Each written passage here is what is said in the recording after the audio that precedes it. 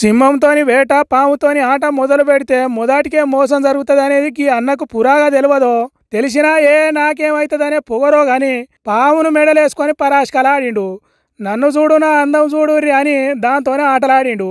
మంది చూస్తుంటే ఇంకింత ఎక్కువ ఏతులు చేసిండు. వీడియోలు తీస్తున్నారని విపరీతం చేసిండు. అదేమన్నా ఆట బొమ్మ దాంతో సయ్యాటలాడటానికి?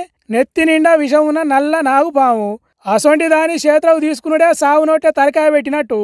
అట్లాంటిది ఈ ఏతుల వెంకటయ్య మెడలేసుకొని మెడకాయ మీద తలకాయ లేని పనులు చేసిండు. బండి నడుపుకుంటా బలుపు చేష్టలు చేసిండట. పాము చూసి చూసి చెయ్యి మీద షటక్కున కాటేసిందట. ఇంకేమున్నది, దవాఖానకు తీసుకపోతే దాతు కొట్టుకునుడు లేదు, ఏమి లేదు, సీదా దహన సంస్కారాల కాడికే తీసుకపోన్రి అన్నట్టు చెప్పిండ్రట డాక్టర్లు. ఏమిటికొచ్చిన ఏతులు చెప్పుండ్రి.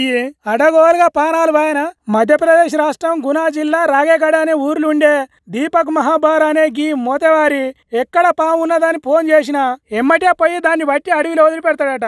అట్లనే ఓ కాడ పాము ఉన్నదని ఫోన్ రాగానే బండేసుకొని పోయి పట్టిండట.